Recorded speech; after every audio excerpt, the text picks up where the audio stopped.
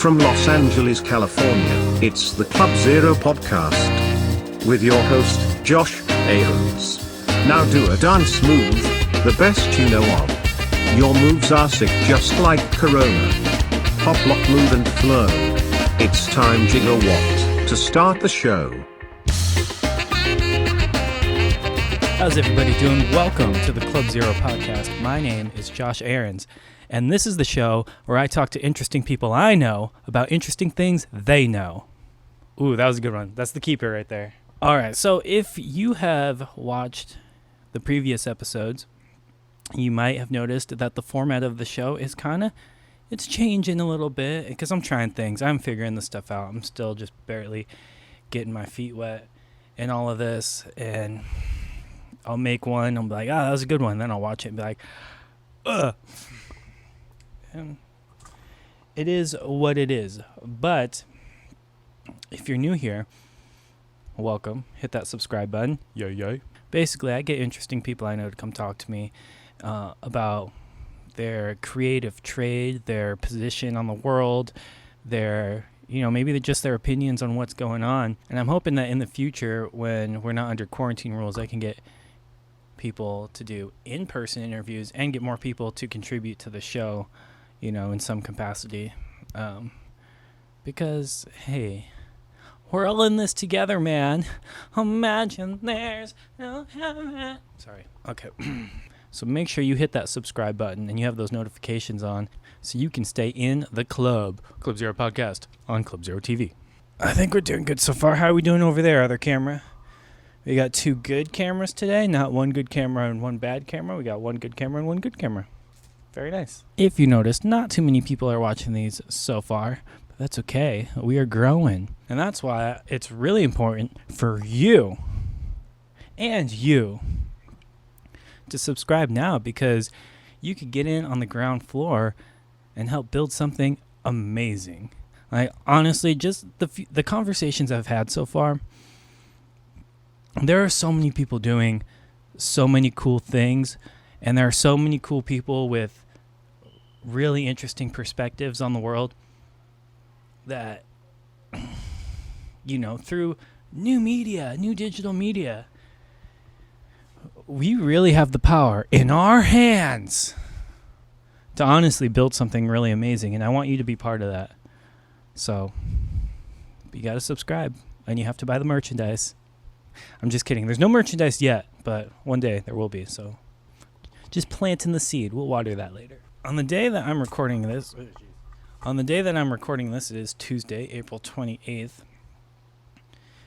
And today is the day that Hillary Clinton has endorsed Joe Biden as the Democratic nominee for President of the United States. This is an important thing. As you can see, I'm putting a video up here so you can see. I think it's really important to know where America stands on these issues, especially when people look at these broadcasts in the future. So let's see how America is responding to this by looking at the top 3 comments. All right.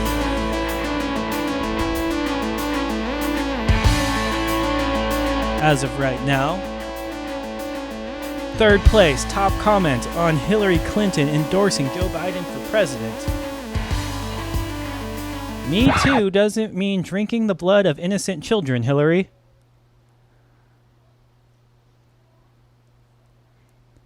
Okay. That's strange, but it was only the 3rd place. That was only the 3rd place top comment. Let's move on. 2nd place, top comment of Hillary Clinton endorsing Joe Biden for President of the United States. You can tell that Joe wanted to hug her for 50 minutes straight.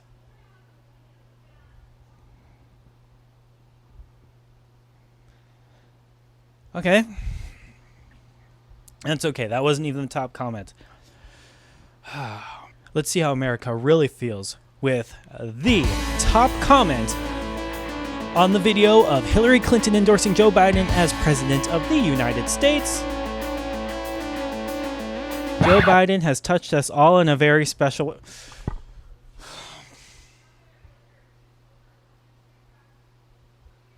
You know what? If you guys aren't going to take this seriously, you don't get a president. Moving on to serious matters. My guest today is a really awesome dude. He goes by the name Mikey Teeze, and Mikey Teeze is a kick-ass hairstylist. And before you go, hairstylist, don't make that face at me. This guy, he does these cuts and these colors that are like freaking awesome. He takes people and makes them look like superheroes, like legit. As you can see by the picture, as you can see by the pictures I am showing now. Look at that though. I mean, obviously I haven't had a haircut in a long time, but the guy who did cut my hair most of the time, well, he freaking learned from Mikey Teeze. So he knows a thing or two about knowing a thing or two about hair.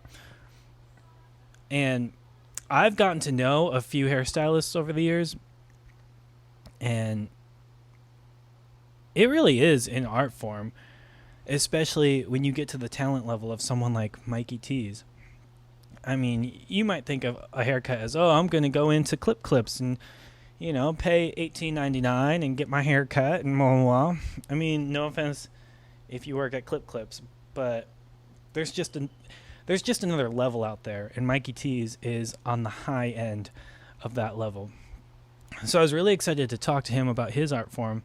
And then, full disclosure, at about 17 minutes in this podcast, we take a left turn and we get into the tinfoil hat stuff, because as a creative, artistic minded person that Mikey Teeze is, he is not satisfied with the narrative that is on the surface. He has been digging really deep, and that really fascinates me. So yeah, we got into it and we got crazy.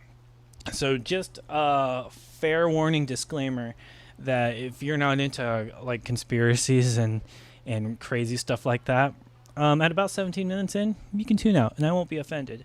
But I'm not going to sit here and say that we are right, that he's right or I'm right, because I share some crazy stuff too, because we don't know. And that's partially not the point, is whether we know or not. It's whether we want to look, if that makes sense. Oh my gosh, my brain. So at about 17 minutes in, it's going to get crazy. If you're not down for that, you can click away at that point. But it's some good shit. So I am starting to babble, and that's what happens when you don't have a script. But either way, this was a really fun conversation. So please enjoy Mr. Mikey Teeze, and let's get on with the show. Yo, what's that in the background? Oh, that's just my home office. Yeah, don't worry about it. Wait, what? What? Oh, it's just a little waterfall. You got a waterfall in your backyard, bro? It's no big deal. Oh my god. That's insane.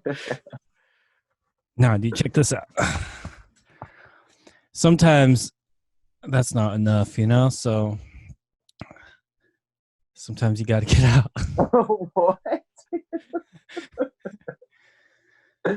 Yo, that's unreal, bro. That's unreal. What is that, a green screen behind the couch? Yeah. It's wild. Yeah, I gotta stay loose somehow during this quarantine. It's really How are you keeping yourself sane? Am I okay? Is the lighting good or?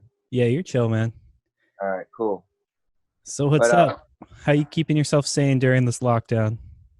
Bro, it's been tough. I'm not gonna lie. Just trying to stay sane. You know what I mean, and take care of little things here and there. For sure. Is my volume okay? Should I get headphones? I can hear you fine. Okay, cool. Yeah, but just trying to, do at-home workouts right now, and a lot of cooking and visiting my mom and dad whenever I can. Just, staying safe. Yeah. really much I can do. So I I picked up know. on some hobbies though. You what? Picked up on a few hobbies. I started to make some more jewelry, like earrings and necklaces, and I just ordered like a bunch of crystals. I'm gonna start making like little succulent plants with crystals and like wire wrap. Like, Right on. yeah, just like little things that I can do at home, hobbies, and sell online. But yeah, dude, can't really be doing too much hair right now, which kind of sucks. So I know, huh? Yeah, yeah, finding creative things has really kept my brain occupied and kept me sane. So I feel ya. yeah, dude. But I know you can't do hair right now, but um, I kind of wanted to talk to you a little bit about that. Like some of these cuts you do, like I see pictures of them and they're insane. And the colors too. It's like you take these people and turn them into like almost like anime characters brought to life. It's like, That's the goal, man. what out of all the art forms, I'm sure you dip your toes in lots of art forms, but out of all the artistic endeavors, what was it about hair that made you go, yeah, I'm doing that? Dude, I think it was the freedom of creativity that you can be able to acquire with someone else that agrees with, that just trusts you. That's what pretty much got me into hair because my friends didn't know what I was doing. I didn't know what I was doing. I was just like, I'm just gonna let my hands do the work. These things can do all the work. I'm just, I'm over here looking. I'm over here looking. These are the babies doing everything.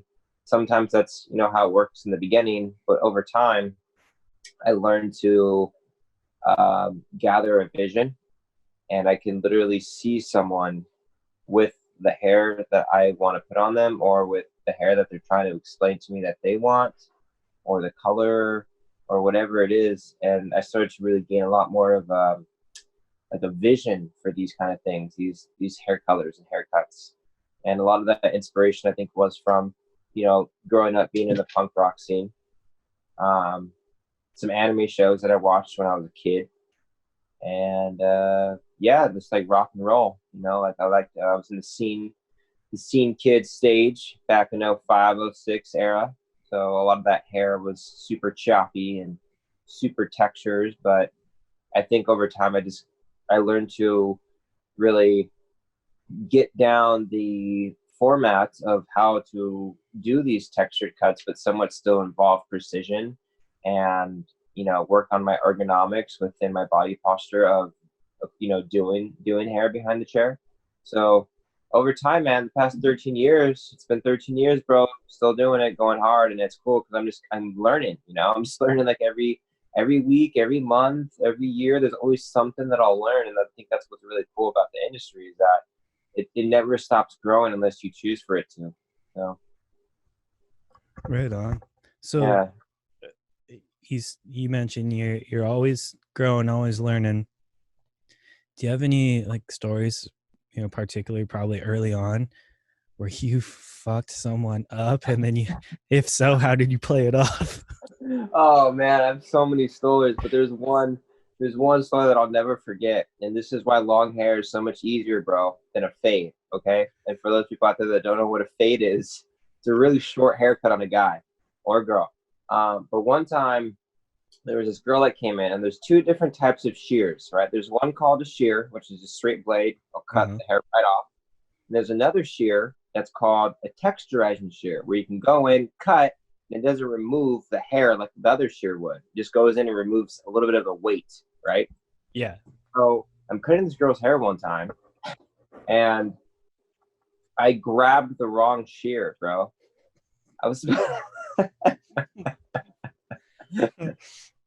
I was supposed to grab the texturizing shear and take a big long piece of hair and go right in the middle and take weight out. And I actually grabbed my shear, and I literally just cut all that shit off. And I kind of made a noise like, oh, like kind of thing, you know what I mean? Yeah. And my client was like, oh, what's wrong? I was like, oh, nothing. I just, I forget what I said. I was like, oh, nothing, no worries. And she's like, oh, okay. And thank God she has long hair. So I just kind of like pulled the hair back a little bit more to fall on top of it. And she's like, oh, layers. I love layers. And it was just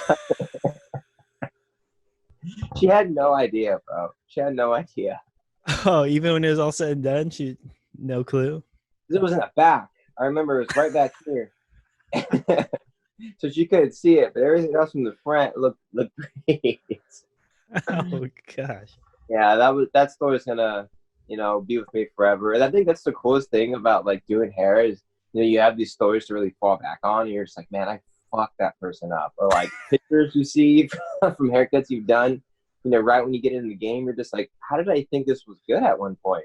So it's really funny, but it also like makes you kind of reflect a little bit and like makes you think about the journey that you've gone on. And you're just like, wow, dude, like I've elevated so much in the past 10 years to what I used to think was good to what I now think is good. And even now, like even haircuts up to a year ago, I look at and people are like, this haircut's awesome.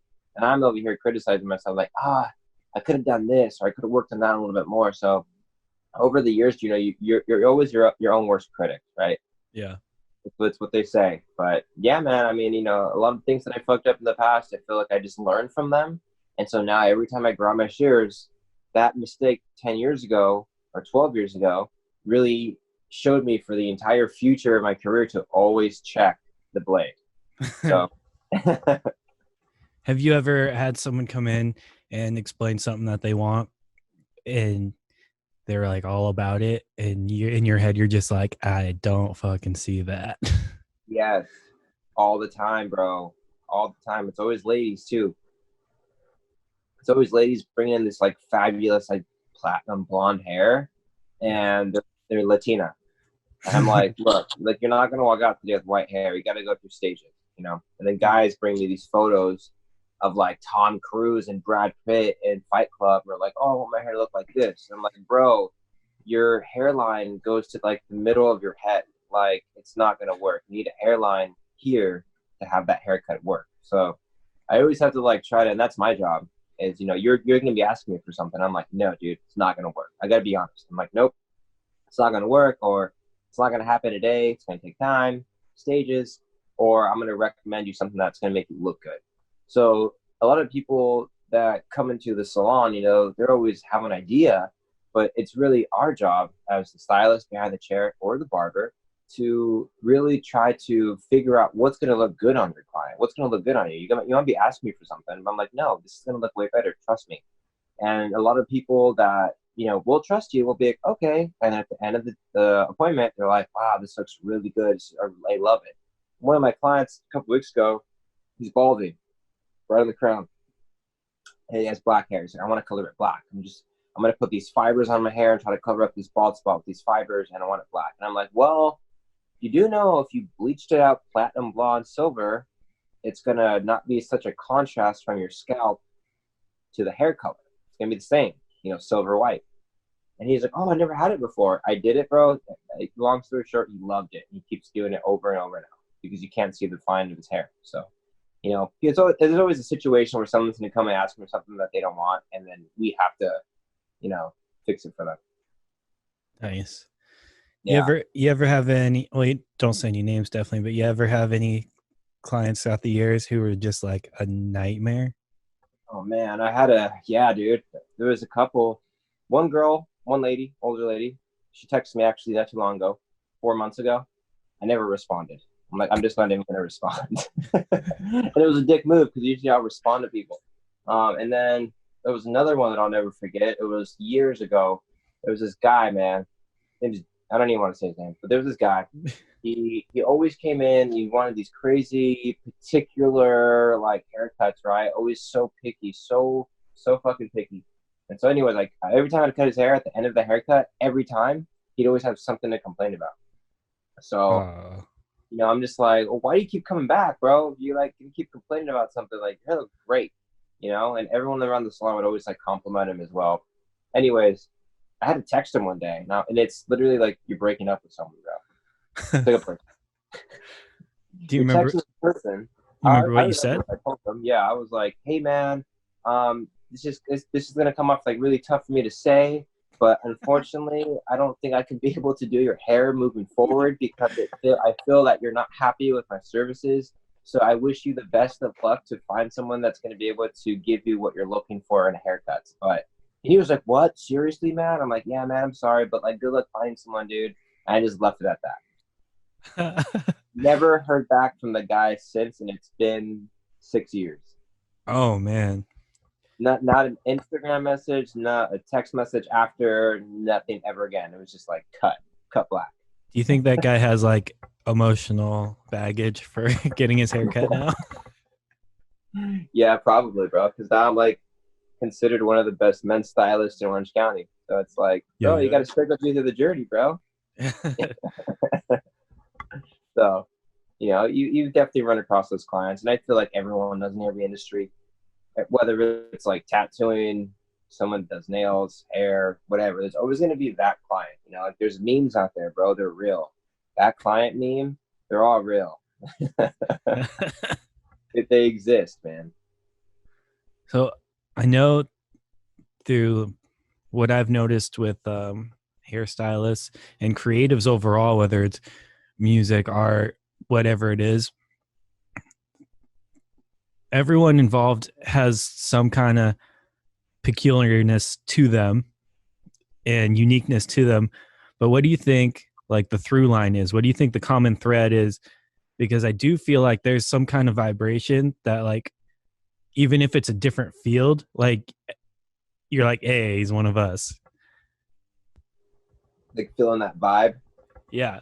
What do you think that common thread is between, those people in the creative industries? Because they're not the normal 9-to-5 people, that's for sure. Are you asking like how do I like define them? Is that what you're saying, or how do I know if they're stylists? Is that what you're saying? Yeah, I guess I'm asking what is it that you think brings all these different people to kind of like, they always end up at the same crossroads, and like what brings them there, do you think? Oh, got it. I think a lot of it is, to say the least, is social media. Like social media for our industry in particular, as well as the tattoo industry, I know for a fact, those two industries, they've really boomed more than ever before in human history because of social media. The beauty industry that I'm in is a multi-billion-dollar industry, and it's not going down. It's not going to go away because in our industry, I feel that we need money to survive. Industries that aren't a 9-to-5, you're getting much more income than you would a 9-to-5 because you're choosing to put in much more work. So I think by having the advantage, and I can't say this for all, but majority of stylists out there that are booth rental, or have suites, or have their own personal studios, they're their own boss.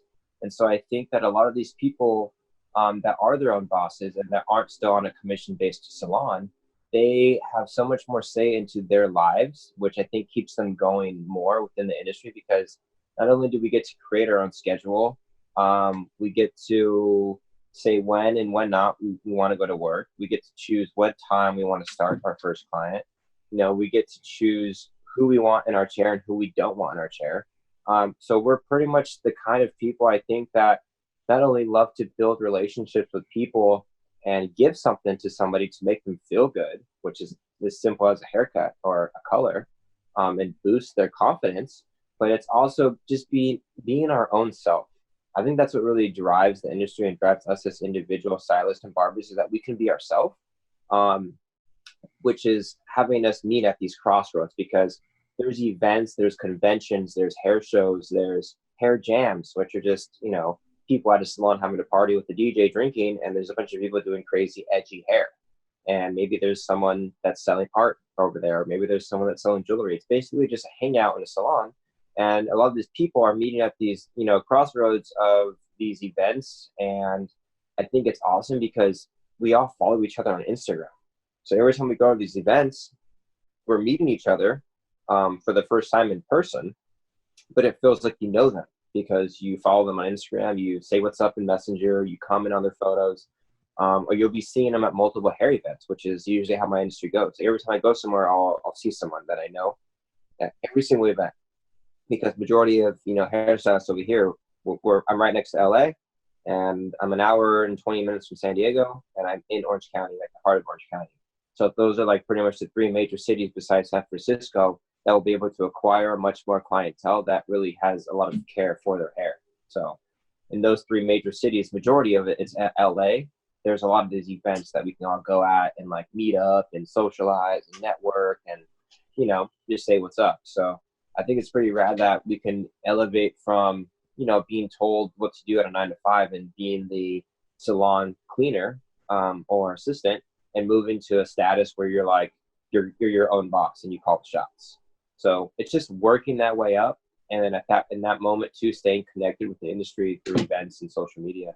It's been great, honestly. I love how the social media game has really brought everyone's, everyone together in a way. Like, I don't really see that much negativity within my industry, which is why I love it.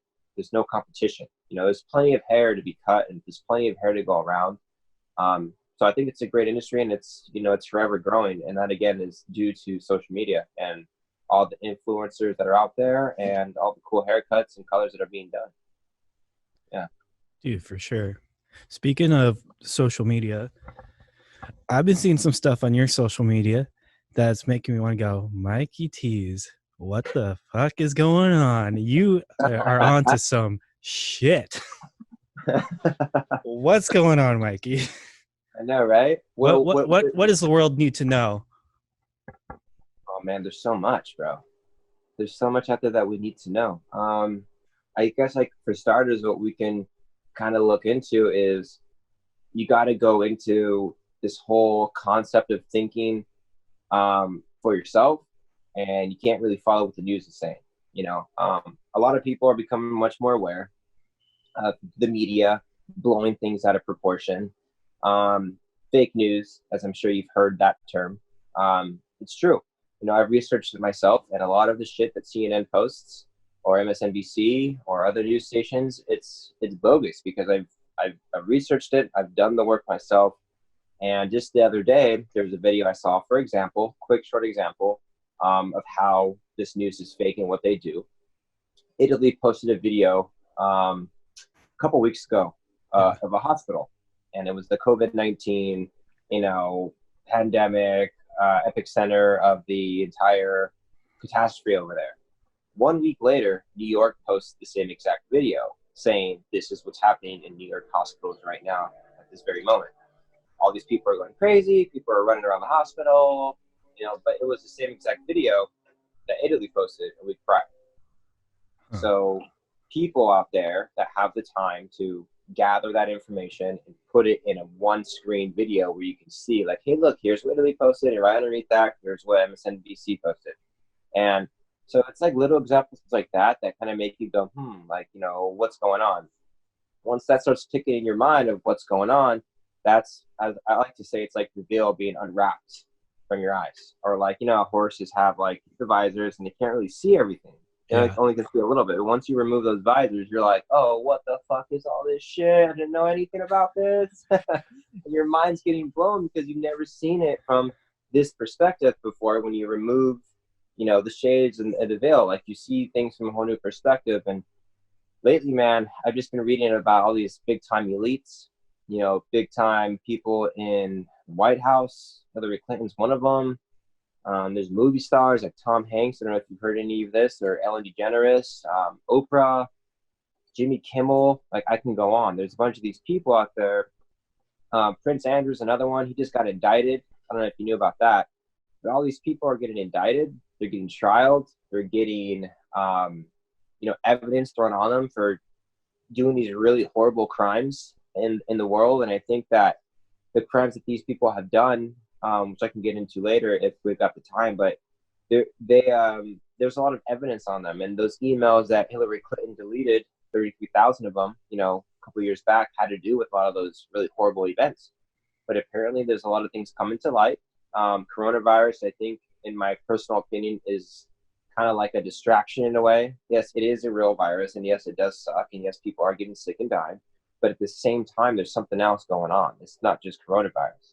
It's all these people that are getting trialed and indicted and put away or even killed, or saying they got coronavirus or whatever it is. So I'm reading up on this and seeing what's really going on.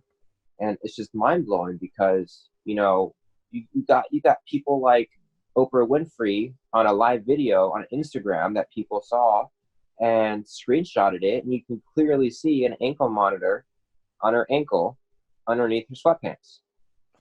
What? Yeah.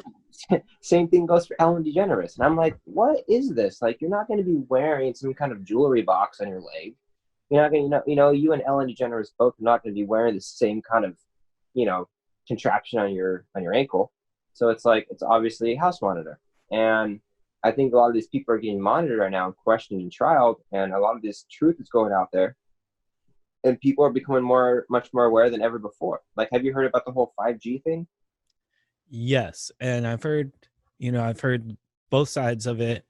And I don't really know where I land on it. I feel like we don't need to have any more G's for our damn phones to work, but I don't know, maybe that's just me.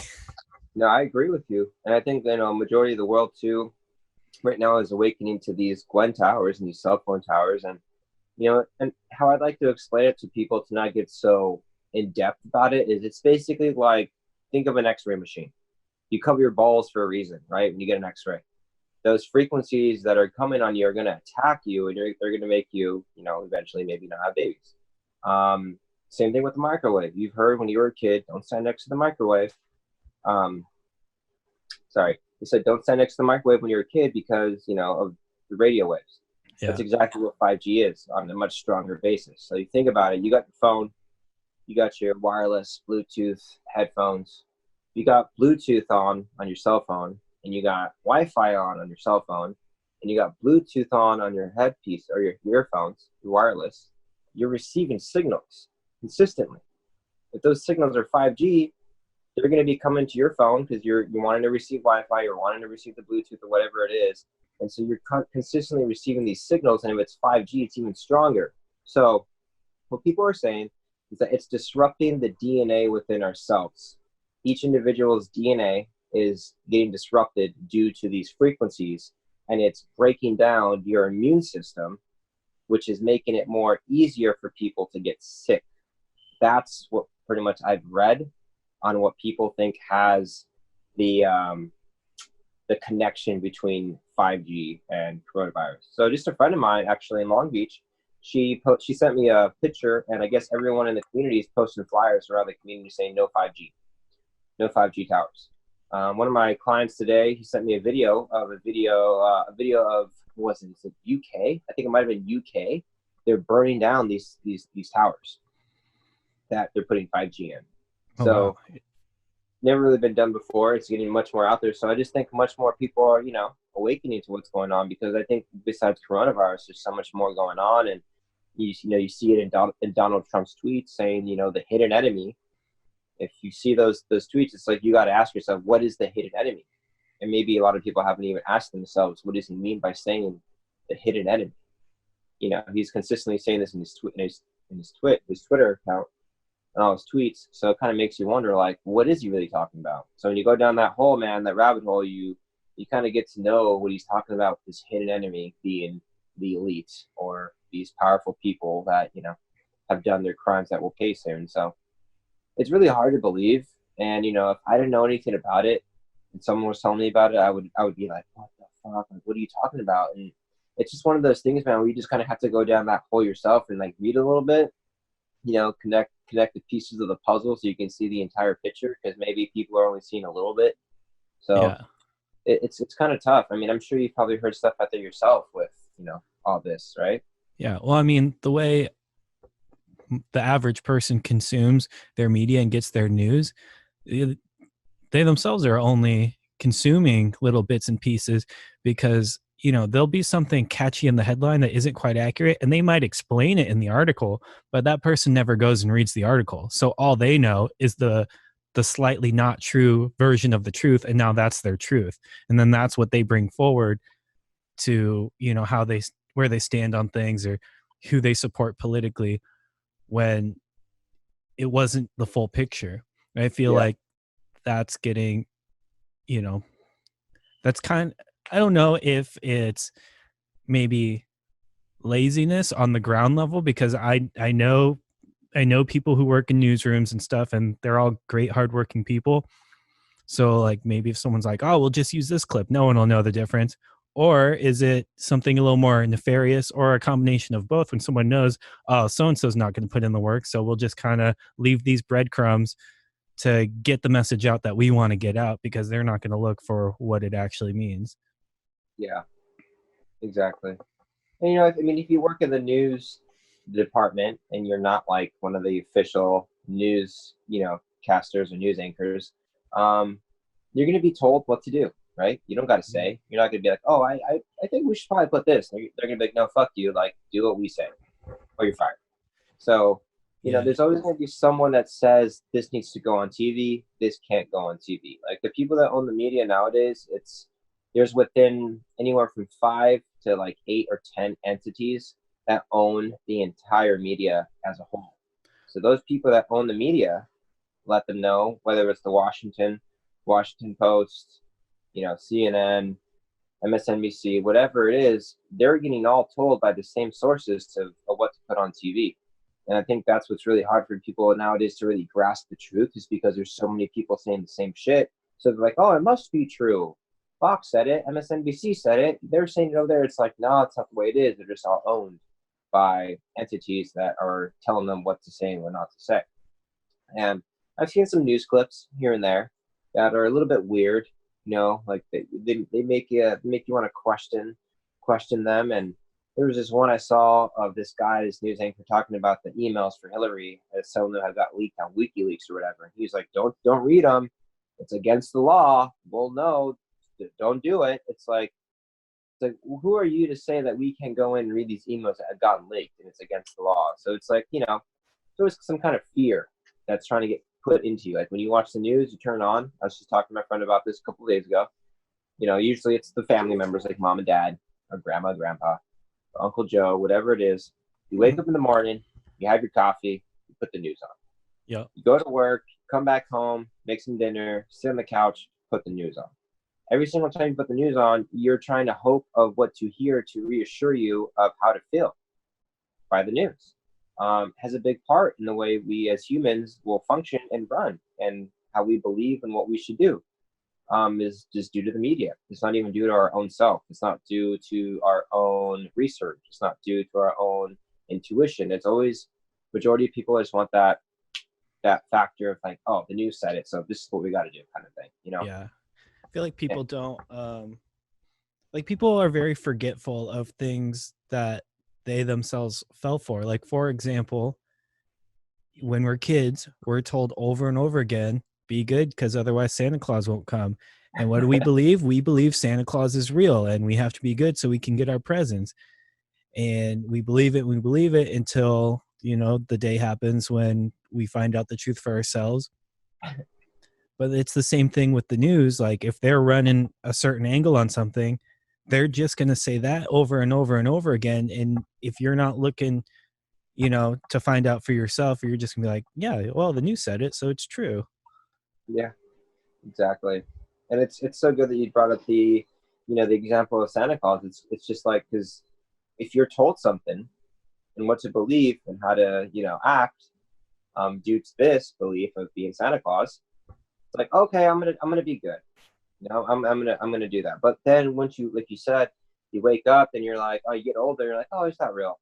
You know, you kind of just like brush back your shoulder. You're not gonna like run to your mom and dad and like punch them saying you lied to me. Like it's not how it really works. You know, it's like you're just kind of like, oh yeah, he's not real, whatever. My friend from middle school told me, yeah, I get it, I know. But what that does is it disregards the fact of Santa Claus ever existing, and it gives you room to think for yourself. You know, and you have a choice. You can either choose to still be good, or you can choose to not give a fuck anymore. There's one or the other. You know, no one's perfect, obviously. You know, you're gonna fuck up every now and then, but to just be on a level of where you can make your own decisions and think for yourself is, I think, what I'm really trying to point out here with the media.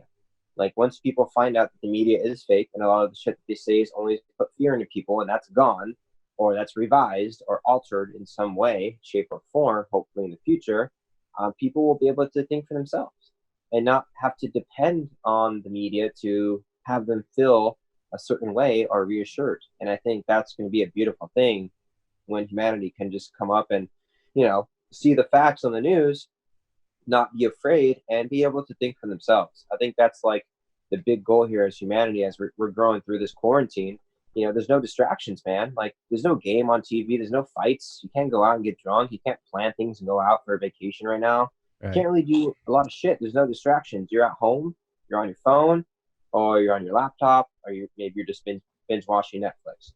The point of it is, though, is that you have the time to really research and dig into things and see these things and read them, and you have nothing to distract you. And I think this time is a brand new, like, greater awakening to humanity as a whole, because we're all experiencing the same thing at the same time as a whole. It goes for the globe, like majority of the globe is experiencing this one thing at the same time. So it's like, okay, well, majority of us ain't working. We're all thinking about coronavirus. And I think once this is over, I think that this is going to be able to change humanity for the better and really give us a perspective of, like, being there for one another, helping each other out. Yeah. Giving each other our space, with this, not I'm not saying that it has to be 6 foot, but I'm saying that it's going to teach us to give people their space. Like, you don't need to be all up on someone or, like, be breathing down someone's neck. It's going to give people a perspective of, like, okay, I'm going to give them space. It's going to change a few things. And I saw something the other day, and it was really cool. It was somewhere in, I think, Korea or China, and someone tagged in the subway, and it says, people are afraid that we're not going to be able to go back to the normal life after this, but that precisely was the problem. And it makes you think, what was the problem before? And if there was a problem before, what was that problem? So we're going to come out of this with a new perspective on the way the world's going to be. And hopefully, I'm just, keeping the fingers crossed that it's going to be for the better and much more aware of, what's going on in the world as a whole. I definitely think that, this is a turning point for everyone, and with that comes this battle of, all right, well, who's winning on the other side? And there's people out there who are trying so hard. I feel like you're one of them, to be like, guys, come on, I love you. This is the truth. But think about, like, with the Santa Claus shit. If you're the big bro and you find out Santa Claus isn't real, and then you try to tell the truth to little bro or something, and they get upset and tell mom and dad, what happens? You get in trouble. Like, you're villainized. And that's what's happening now. I see it on social media where people are like, guys, this isn't how it actually is. And then they're like, like, people are dying. How dare you? I'm like, I'm not saying they're not. It's just, it's just, there's this crazy weird fight going on cosmically. And I don't know. I feel like you're right on it right there with what you were saying about it's like you're right on it with everything you were saying about that. I just feel that there's so much people out there that get mad about the truth, and they have such a core belief of something for so long, and then when they're presented with the truth, it's kind of hard to go against that core belief, so they act out in anger or frustration or whatever the negative aspect of their reactions are. It's always going to be that way, but eventually they'll be on a level, hopefully, of, knowing what's going on and just biting the bullet, like, this is actually what's going on. Like, remember when Bill Cosby got all fucked up, bro? And people were like, oh, what? Bill Cosby? He was raping women? What? No way. No, there's no way. I loved him. I watched him growing up, It's like, no, man. Yeah, he did that shit. A lot of girls came out and protested, or, went against him and protested against him. Like, it sucks. I know. It's happened with, the whole Jeffrey Epstein thing, right? Mm-hmm. Billionaire can have any supermodel he wants, but yet he gets caught for being a pedophile. And people are like, what? No way. How can this happen? It's like, bro, like, there's crazy people out there. And once you get presented with the truth of actually them doing these horrible things, it's going to make you be like, oh shit, like, okay, like, I see it now, Yeah, Bill Cosby did do that. It sucks. And it kind of makes you lose respect for him or for whoever it is. But at one point, you really had a lot of respect for that person. So I think that's why it's going to be really hard for a lot of people to be like, oh my God, Oprah's done this, or Ellen DeGeneres has done this. I love her. I love her show. whatever. Like, she gave me a car on her show. Like, I can't hate her. It's like, no, like, she's a pretty evil person, you know? A lot of people got masks, and I just hope eventually that everyone will be on the same page of really knowing what's really going on in the world with these celebrities being attacked and for their whole evil plan of some sort, of many sorts, I should say. Wild. Yeah, it just, the thing that's the hardest for me to wrap my head around with all this shit is just kind of like, why? Like, why can't y'all just be chill? What's wrong with you? Like, I don't get it. Yeah, I know. They have like all the money and all the power in the world. So I think that right there gives them a little bit of their own mindset leverage to be able to do whatever they want. You know, sex trafficking, the pedophile ring, you know, it goes on. Using money, not for appropriate things. Dude, there was an email I saw the other day from from Barack Obama to Hillary Clinton, leaked on WikiLeaks. You can Google this. You can find it yourself. It's out there. It exists. Barack Obama is emailing Hillary at like 12 in the morning or some shit like that, 1 in the morning. And he goes, I just ordered $65,000 worth of pizza and hot dogs. Would you like to come over and join the party? Some shit like that to Hillary. Uh-huh. Hillary's like, you know, something along the lines like, yeah, I guess that's fine. It sounds great, but we shouldn't be discussing the party over email or something like that. Like something super sketchy. And then the more you know about the whole like pedophile ring, you're gonna soon to see it's like, oh, Barack Obama was talking code. So there's code apparently that people are like breaking down right now. That I was reading about the CIA was breaking down this code and we're going through these emails and seeing all these words that we used. Pizza was used a lot. Hot dogs was used a lot. Pasta was used a lot. So like, what are these people talking about food for? And I soon came to believe that they were talking about children. Like pizza meant boy, pasta meant girl. You know, like all these things meant, like hot dog meant like boy lover or something like that. I don't even know. There's these weird ass names. And so it's like, first off, Barack, why would you order 65 grand worth of pizza and hot dogs at 12:30 in the morning? So random. So when you see emails like that, you're like, okay, like this is so weird. Like, I'm not a conspiracy theorist or anything, but when I see shit for myself, I'm like, okay, this isn't a conspiracy theory. Like, this is an email. This is right here. This is fact. You know, they're talking about some weird shit about ordering food at 12:30 at night for 65 grand. It's kind of weird. So it just like there's something that goes on in your head. It's like this is not normal. You know, so. That's kind of where I'm at right now with looking into everything and just trying to figure out what you said you've seen on my Instagram. And I'm telling you, man, like the further I go in that rabbit hole, the more things you find out. And it sounds crazy because it is crazy. The things that these people are doing are crazy. And that's exactly why I think it, you know, it's crazy when people hear it. Yeah. Wild. And that's why people are so quick to be like, what are you talking about? Because it sounds ridiculous, which it is. Like, yeah, shouldn't be happening. Mm-hmm. But more and more people are like, oh no, this did happen. I feel like with this COVID stuff, I do believe that it's a real thing, and I do believe people are being affected in negative ways. But like you said earlier, I do think there's some other stuff going on, like behind the scenes that you know the public isn't keen to. And I've been trolling hard on my Facebook because everyone's like so basic and just like going with the flow. And I'm like, y'all, you are going to be so into this documentary when it comes out in 10 years on Netflix, and I'm gonna be like, I told you so. Exactly. It's exactly how it is, man. You know, they're going to arrive late to the party, but at least they still come, kind of thing. You know what I mean? Yeah. Better, because it's funny when when you tell someone something and then they're like, oh yeah, sure, whatever, bro. They disregard it. And then they say the exact thing that you told them like 3 years later. And you're like, bro, I told you that like 3 years ago. And they're like, no, you didn't. What are you talking about? And you just want to punch them. Yeah. Yeah, bro. It's like what I'm going through with a lot of my friends. I'm like, dude, I told you guys about this shit a while ago. You guys would all laugh at me, calling me conspiracy theorist, saying I'm crazy. And now you're all looking at it up on Instagram saying me that shit. I'm like, okay. I'm just happy that they came to the party finally, and they're kind of awakening to being out of the dark. You know what I mean?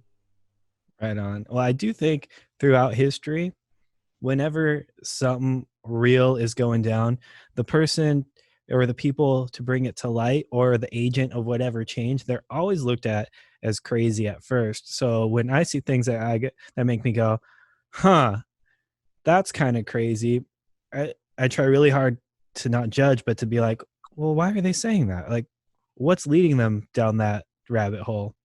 Yeah, And I wish more people would just at least be like that.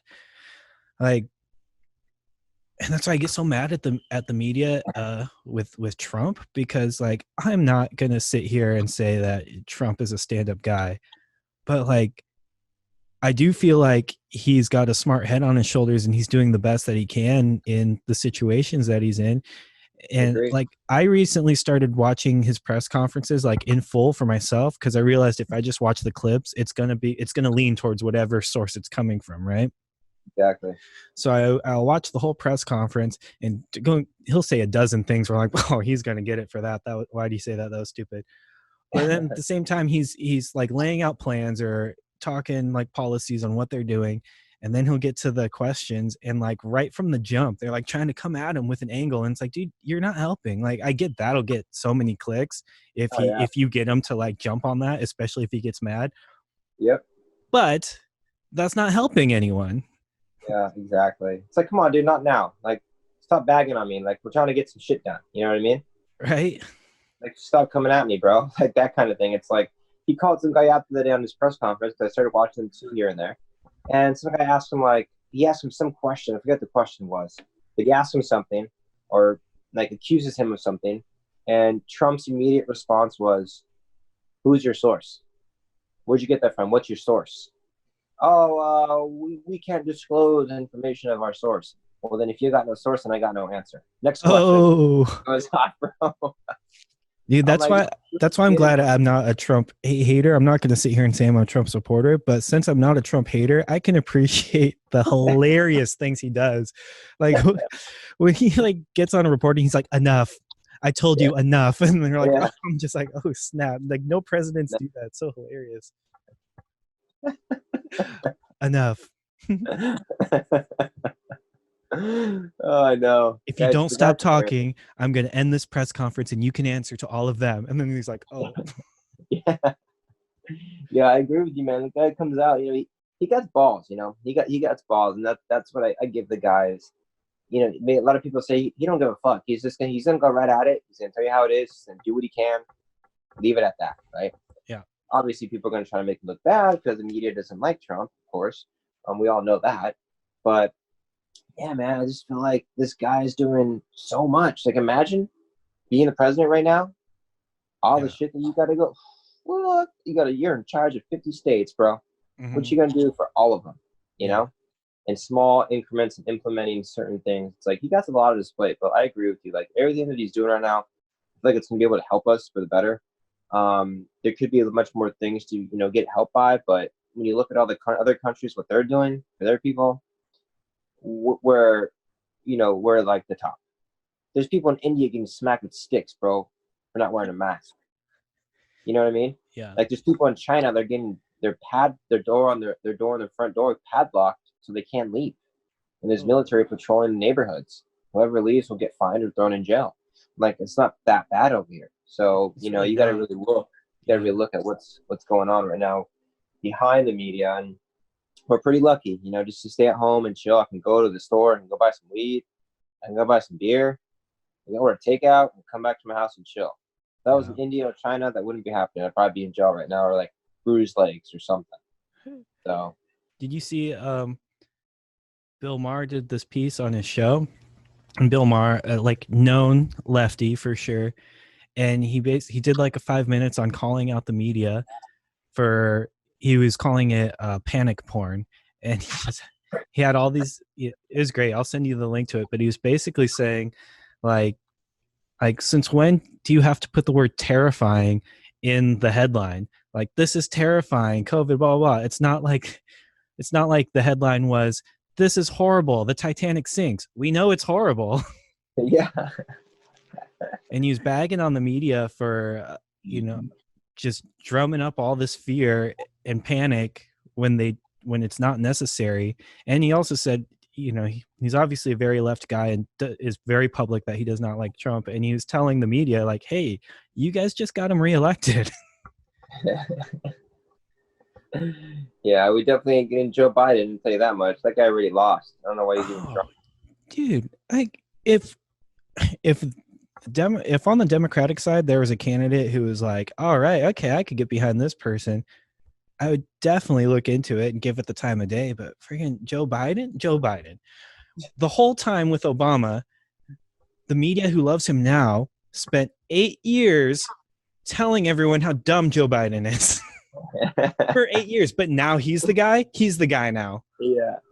How does that make sense? It just kind of goes to prove that that's why they don't want Trump, and they don't want Trump for a certain reason. It's because Trump ain't for the elite's plan. Trump ain't no evil guy. Trump is not part of this cabal or this elite or the Illuminati or whatever you want to call it. Like, he ain't part of it. He's against it. And that's why I think the media has to do whatever they can to get Trump not elected, because he's going to get in the way of their plan, which, by the way, their plan's already failed. It's failing as we speak. And that's why you see all these people that are getting indicted, that are stepping down from CEO, that are getting house arrested or incarcerated at the moment. It's happening, man. It's happening right now. So I just feel like, Joe Biden ain't going to win. Everyone knows that. Bernie went out, and Trump's the only one that's really doing shit right now. Like, he's handling for sure. He's handling a lot. So I think that's great, And I don't never really have been the kind of guy to get into politics, but I am now the kind of guy that really likes to talk about facts within politics of what's really happening. And I'm not choosing sides. I'm not choosing, favoriting. I'm just talking about what's happening, what's going on, and what's being implemented, and what's going to be able to help our country. And, Trump, he's about money, right? Everyone said he's a businessman. He's not a president. He's just about money. Well, think about it. Think about the economy. It's going to go to shit, right? Well, Trump doesn't like to lose money.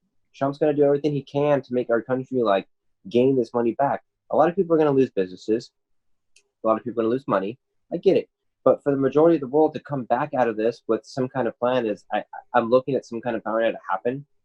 Whether it's the stimulus checks, which I know are our own money that are coming from our taxes. I get it, but they help, so just trying to keep the vibes alive with trying to see what more we can get, I guess, from the country that we aren't already getting that can help us, and benefit us once this is all over. So, just keeping fingers crossed. Have you seen these studies that are starting to come out? They're still very early on, but they're starting to come out where I think UCLA and is doing all these antibody tests, and they're finding out that, so many more people already had this, which is kind of crazy because when this stuff started kind of coming out and, we would read what the symptoms are, what did most everyone say? Oh, I think I had that. Yeah. Yeah.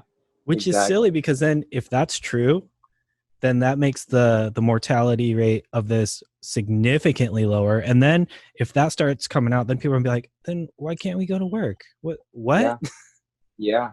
There was a study that just came out recently from I forget where it was from. I think it was USC campus. I forget where the study came from.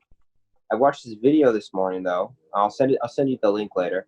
It was someone that was talking before a press conference, and the microphone was on.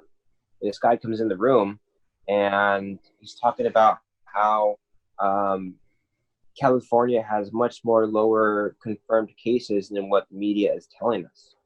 He basically was like, oh, yes, California only has about 7,000 cases right now, but they think that they're around 215,000 to 400,000 cases.